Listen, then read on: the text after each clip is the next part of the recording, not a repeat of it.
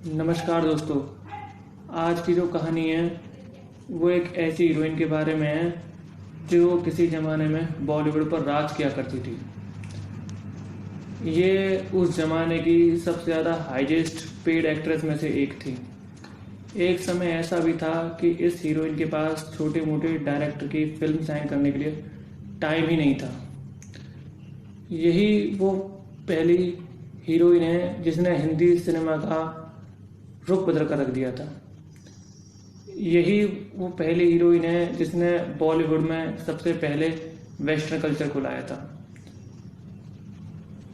तो आज मैं बात करने जा रहा हूँ अपने ज़माने की काफ़ी बेहद मशहूर और फेमस एक्टर परवीन भाभी की।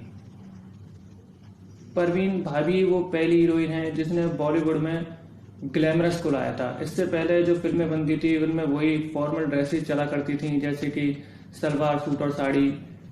परवीन भाभी के आने के बाद से ही बॉलीवुड का वेस्टर्न कल्चर की तरफ झुकाव हुआ और बॉलीवुड में वेस्टर्न कल्चर को अडॉप्ट किया जाने लगा और बॉलीवुड में थोड़ा बहुत इंग्लिश को भी अडॉप्ट किया जाने लगा। मूवीज़ में काफ़ी ज़्यादा इंग्लिश बोलने वाले जो किरदार हैं उन्हें भी बढ़ावा दिया जाने लगा। परवीन भाभी का जन्म 4 अप्रैल 1949 गुजरात के जूनागढ़ में हुआ था। परवीन भाभी का पूरा नाम है परवीन भाभी वली मोहम्मद खान। परवीन वली मोहम्मद खान भाभी। परवीन भाभी ने अपनी शुरुआती पढ़ाई अहमदाबाद के school Saint Camille High School से की थी। फिर उसके बाद परवीन भाभी ने सेंट जेवियर कॉलेज से इंग्लिश से बीए किया। और जब ये परवीन भाभी कॉलेज की पढ़ाई कर रही थी उसी दौरान इनकी मुलाकात उस ज़माने के काफ़ी ज़्यादा मशहूर निर्माता निर्देशक डायरेक्टर बी.आर. इशारा साहब से हुई। बी.आर. इशारा साहब ने पहली बार परवीन भाभी को देखते ही उनके ऊपर फिदा हो गए और उन्होंने अपनी फिल्म का ऑफ़र परवीन भाभी को दिया। साल 1972 में ये फिल्म साइन हुई। जब ये फिल्म बड़े पर्दे पर आई, इसका नाम था चरित्र, तो ये फिल्म कुछ ज़्यादा खास परफॉर्म नहीं कर पाई और ये फिल्म पूरी तरह से फ्लॉप गई। इसके बाद 1974 में फिल्म आई मजबूर।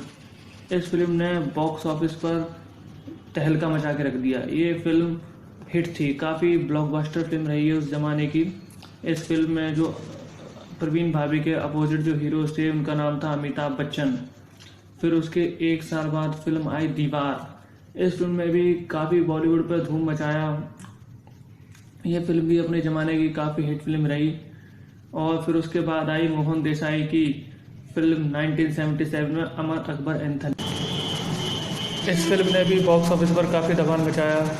इससे फिल्म के बाद परवीन भाभी ने लोगों का दिल जीत लिया था। इसके बाद परवीन भाभी का एक से एक सुपरहिट फिल्मों का दौर शुरू हो गया था। परवीन भाभी के उस ज़माने के काफ़ी मशहूर एक्टर जिनका नाम था डैनी डेंजप्पा परवीन भाभी के दोस्त हुआ करते थे। उनके साथ परवीन भाभी लिव इन रिलेशनशिप में रहती थी, लेकिन ये लिव इन रिलेशनशिप ज़्यादा दिन चल नहीं पाता।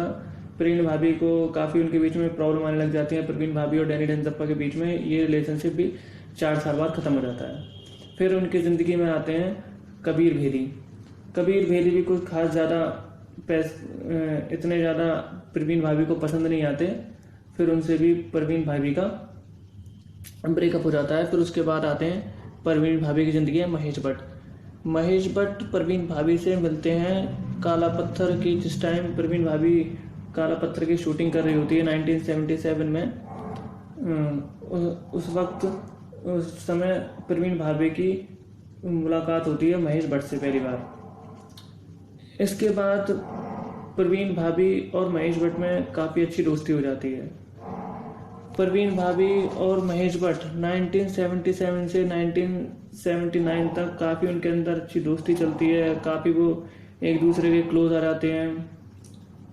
बताते हैं कि एक बार परवीन भाभी ने उनके बीच में कुछ प्रॉब्लम हो गई थी, महेश भट्ट और परवीन भाभी के बीच में। तो महेश भट्ट परवीन भाभी के घर से जा रहे होते हैं तो परवीन भाभी उन्हें बिना कपड़ों के बाहर तक दौड़ते हुए आती हैं। फिर जैसे तैसे महेश भट्ट उन्हें वापस दोबारा घर के अंदर ले जाते हैं। तो प्रवीण भाभी और महेश भट्ट के बीच में काफ़ी एक बार ऐसा होता है कि क्या कहते हैं, महेश भट्ट प्रवीण भाभी घर पर आते हैं। प्रवीण भाभी अपने कॉस्ट्यूम में, फिल्मी कॉस्ट्यूम में बैठी होती हैं सोफे पर चाकू लेके, और वो महेश भट्ट को चुप रहने का इशारा करती हैं। तो ये सब देखने के बाद महेश भट्ट सोचते हैं शायद जो प्रवीण भाभी को है काफ़ी ज़्यादा प्रॉब्लम है। इसके बाद वो महेश भट्ट प्रवीण भाभी को वहाँ के एक पास के हॉस्पिटल में ले जाते हैं और उनका इलाज, डॉक्टरों से इलाज करवाना शुरू कर देते हैं। लेकिन प्रवीण भाभी ने कभी एक्सेप्ट ही नहीं किया कि उन्हें कभी प्रॉब्लम थी। डॉक्टर फिर महेश भट्ट को डॉक्टर बताते हैं कि प्रवीण भाभी को सीजनोफेनिया की प्रॉब्लम है। इसमें जो इंसान होता है वो रियलिटी और परसेप्शन के बीच में डिफरेंस नहीं कर पाता। एक बार की बात है कि प्रवीण भाभी को जॉन एफ कैनेडी, यूएस के जॉन एफ कैनेडी एयरपोर्ट पर रोक लिया था। वहाँ के ऑफिशियल को वो अपना इंट्रोडक्शन, अपना परिचय ही ठीक से नहीं दे पाई थी और बड़े अजीब तरीके से बिहेव करने लगी थी कि इसको मार दूंगी, उसको मार दूंगी। तो वहाँ के यूएस के एयरपोर्ट से प्रवीण भाभी को हथकड़ी लगाकर एक मेंटल हॉस्पिटल में भर्ती कर दिया गया था। फिर बाद में इंडियन एम्बेसी ने उनकी मदद की और वहाँ से उन्हें बाहर निकाला। जो प्रवीण भाभी के बुरे वक्त की शुरुआत थी वो स्टार्ट हुई थी 1983 के बाद। प्रवीण भाभी ने अपने करियर में 50 से ज़्यादा हिट फिल्में दी।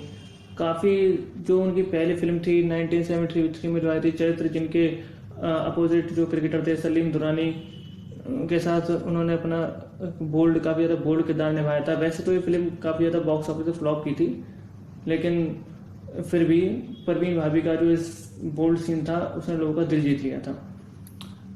जो प्रवीण भाभी की लास्ट फिल्म थी उसका नाम था सीतामगढ़, जो आई थी 21 जून 1985 में। बस 1973 से 1985 में जो लास्ट फिल्म थी वहीं उनका करियर ख़त्म हो गया था।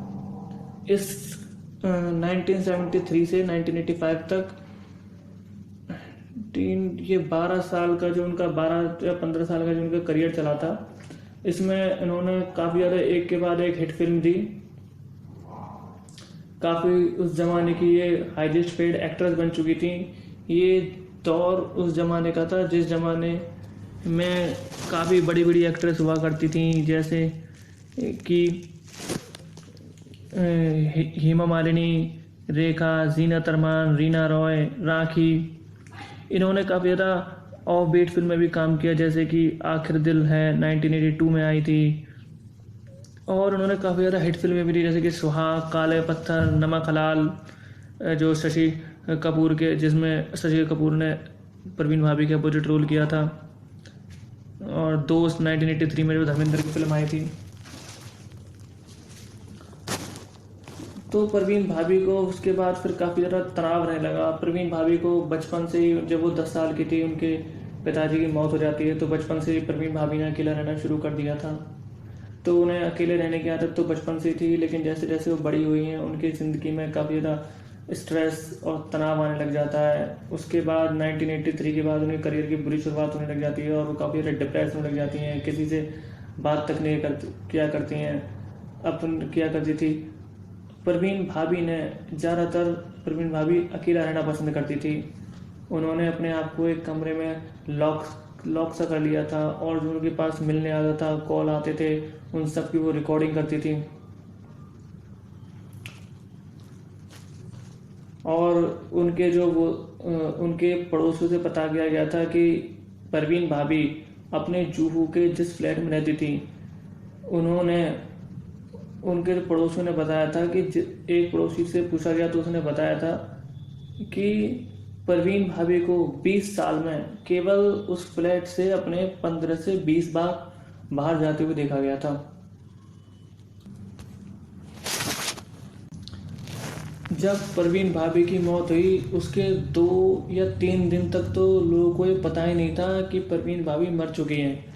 जब उनके घर पे जो अखबार डालने वाला आता था, उन्होंने देखा कि उनके घर के गेट के बाहर 2 दिन पहले का अखबार और दूध की बोतल रखी हुई हैं। तो उसे शक हुआ, उसने आस पड़ोस के लोगों को बताया। फिर तब जाके पुलिस को कहीं फ़ोन किया गया। तो जब पुलिस आती है तो पुलिस दरवाज़ा तोड़ती है और कमरे के अंदर आती है तो देखती है कि परवीन भाभी की लाश फर्श पर पड़ी हुई थी और साइड में पुलिस को दवाइयाँ मिलती हैं। और तब ये ऑफिशियली तौर पर बताया जाता है कि परवीन भाभी मर चुकी है। परवीन भाभी की मौत जो थी वो 20 जनवरी 2005 को हुई थी। उस समय परवीन भाभी 55 साल की थी। परवीन भाभी ने अपने ज़माने में काफ़ी ज़्यादा हिट फिल्में दी। अपने ज़माने की वो काफ़ी ज़्यादा मशहूर फिल्में थीं। जब तक वो पर्दे पर रहीं उन्होंने काफ़ी ज़्यादा धमाल मचाया। उन्होंने अपने बड़ी बड़ी एक्टर, उस दौर की बड़ी बड़ी एक्टर जैसे कि हेमा मालिनी और जीनत अरमान के सामने भी अपने लोगों का दिल जीत लिया। हेमा मालिनी और जीनत अरमान के फिल्मों में रहते हुए भी उन्होंने अपनी कभी कमी महसूस नहीं होने दी। उस ज़माने की परवीन भाभी काफ़ी ज़्यादा हाईली पेड एक्ट्रेस बन चुकी थी, लेकिन अपने इस डिप्रेशन के कारण, अपने इस प्रॉब्लम के कारण परवीन भाभी ने जल्दी ही दुनिया को अलविदा कह दिया। बताया जाता है कि परवीन भाभी ने उस समय के सुपरस्टार अमिताभ बच्चन पर भी इल्ज़ाम लगाने स्टार्ट किए थे कि अमिताभ बच्चन ने उनके कुछ कान में मशीन लगा दी है, जिसकी वजह से वो कहाँ जाती है, कहाँ क्या बातें करती है, ये सब अमिताभ बच्चन सुनते हैं। उन्हें अमिताभ बच्चन ने अपने अंडरवर्ल्ड कनेक्शन के द्वारा डराया और धमकाया जाना शुरू कर दिया है। इसकी बाकायदा एफआईआर भी हुई थी और कोर्ट तक केस भी गया था। इसमें फिर काफ़ी ज़्यादा जो अभिनेता हैं अमिताभ बच्चन, महेश भट्ट से भी उस समय पूछताछ की गई थी। पुलिस ने परवीन भाभी के मौत के बाद इसकी इन्वेस्टिगेशन तो की, ऑफ द रिकॉर्ड भी की, लेकिन फिर बाद में कुछ मिला नहीं। बाद में फिर यही पता चला कि परवीन भाभी को बीमार थी सिरोफेनिया की, जिसकी वजह से वो ऐसा सोचा करती थी। लेकिन किसी एक्टर या किसी डायरेक्टर की डिप्रेशन में आके, दबाव में आके उनकी मौत हुई, इसका कभी कोई सबूत नहीं मिला।